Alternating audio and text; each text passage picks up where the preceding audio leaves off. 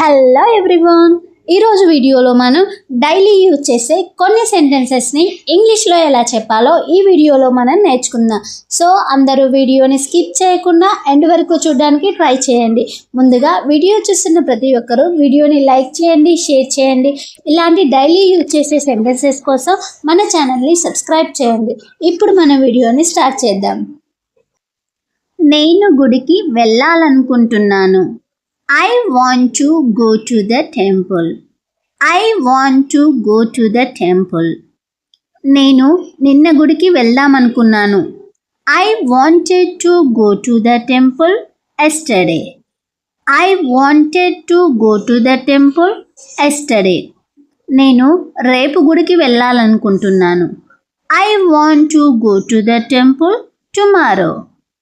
I want to go to the temple tomorrow. అతను డాక్టర్ని కలవాలనుకుంటున్నాడు. He wants to meet the doctor. He wants to meet the doctor. అతడు నిన్న డాక్టర్ని కలవాలనుకున్నాడు. He wanted to meet the doctor yesterday. He wanted to meet the doctor yesterday. అతడు రేపు డాక్టర్ని కలవాలనుకున్నాడు. He wants to meet the doctor tomorrow. He wants to meet the doctor tomorrow. ఇక్కడ మనము అతడు డాక్టర్ని కలవాలనుకుంటున్నాడు. అతను వచ్చినప్పుడు వాంట్ అనే దానికి మనం ఎస్ యాడ్ చేసాం. ఇలా అతను, ఆమె, అది, ఈ, షీ, ఇట్ అనే సబ్జెక్టు వచ్చినప్పుడు మనము వాంట్స్ టుని యూజ్ చేస్తాం. అదేవిధంగా ఐ, వి, యు, దే, నేను, మేము, మీరు, వాళ్ళు అనే సబ్జెక్టు వచ్చినప్పుడు మనము వాంట్ టుని యూజ్ చేస్తాం. ఈ వాక్యాన్ని మీరు గుర్తుంచుకోవాలి. ఆమె ఇప్పుడు మీతో మాట్లాడాలనుకుంటుంది. She wants to talk to you now.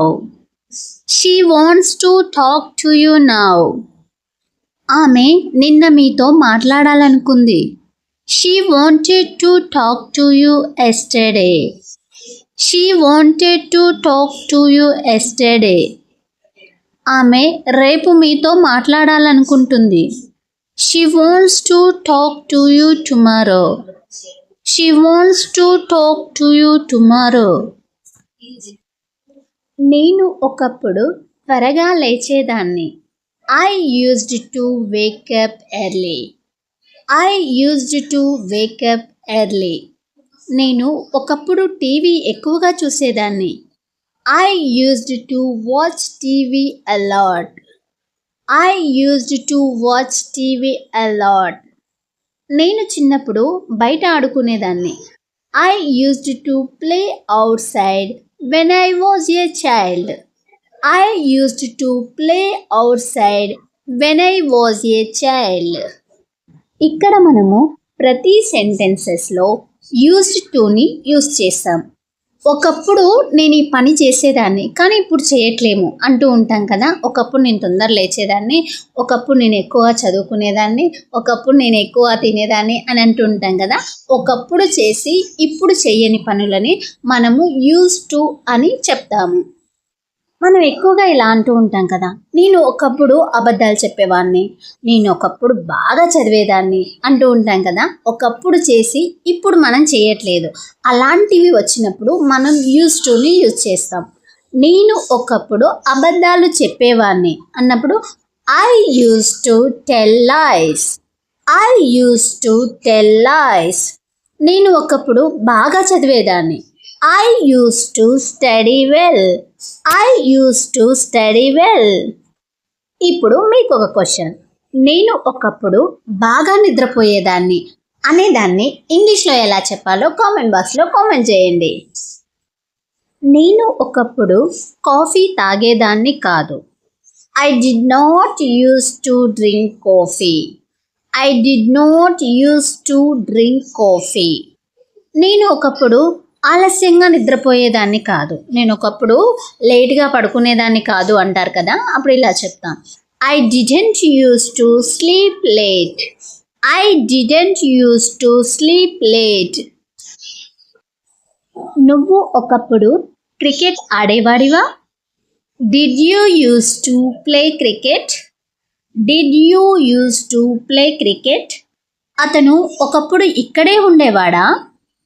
Did he used to live here? Did he used to live here? నేను అతనితో మాట్లాడాల్సి వచ్చింది. I had to talk to him. I had to talk to him. నేను అబద్ధాలు చెప్పాల్సి వచ్చింది. I had to tell lies. I had to tell lies. ఇక్కడ మనము గతంలో ఒక పని చేయాల్సి వచ్చింది అని చెప్పినప్పుడు హ్యాడ్ టు అనే స్ట్రక్చర్తో మనం సెంటెన్సెస్ని ఫామ్ చేయడం జరిగింది. ఇంకొన్ని ఉదాహరణలు మనం చూద్దాం. నేను అతనికి డబ్బులు ఇవ్వాల్సి వచ్చింది. I had to give him money. I had to give him money. నేను నిన్న ఆమెని కలవాల్సి వచ్చింది. I had to meet her yesterday. I had to meet her yesterday. నువ్వు నిన్న స్కూల్కి వెళ్ళాల్సి వచ్చిందా? Did you have to go to school yesterday? Did you have to go to school yesterday? అతను ఆ పని చేయాల్సి వచ్చిందా? Did he have to do that work? Did he have to do that work? నేను అతన్ని పెళ్లి చేసుకోవాల్సి వచ్చింది. ఈ వాక్యాన్ని ఇంగ్లీష్లో ఎలా చెప్పాలో కామెంట్ చేయండి.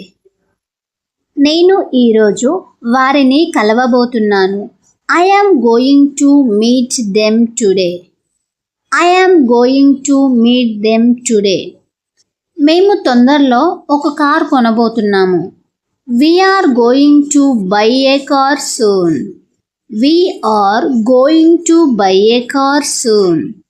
ఆమె అతడిని ఏమో అడగబోతుంది. She is going to ask him something. She is going to ask him something. మేము వచ్చే నెలలో ఇల్లు కట్టబోతున్నాము. We are going to build a house next month.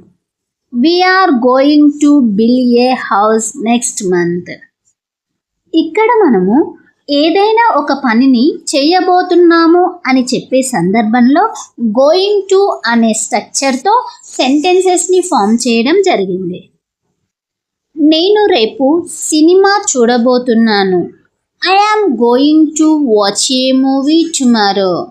I am going to watch a movie tomorrow. అతను త్వరలో హైదరాబాద్కు రాబోతున్నాడు. He is going to go to Hyderabad soon. He is going to go to Hyderabad soon. మేము ఈరోజు బయటికి వెళ్ళబోతున్నాం. We are going to go out today. We are going to go out today. ఆమె పరీక్షకు సిద్ధం అవ్వబోతుంది. ఆమె ఎగ్జామ్కి ప్రిపేర్ అవ్వబోతుంది అన్నప్పుడు మనం ఇలా చెప్తాం. She is going to prepare for the exam. She is going to prepare for the exam. వారు కొత్త బిజినెస్ ప్రారంభించబోతున్నారు. వాళ్ళు కొత్తగా బిజినెస్ని స్టార్ట్ చేస్తున్నారు అంటారు కదా, అప్పుడు మనం ఇలా అంటాం. They are going to start a new business. They are going to start a new business. Friends, thank you for watching this video. Friends, ఈ వీడియో మీకు యూస్ఫుల్ అనిపిస్తే వీడియోని లైక్ చేయండి, షేర్ చేయండి. ఇలాంటి డైలీ యూజ్ చేసే సెంటెన్సెస్ కోసం మన ఇంగ్లీష్ బాలవాటిక ఛానల్ని ఇప్పుడే సబ్స్క్రైబ్ చేయండి.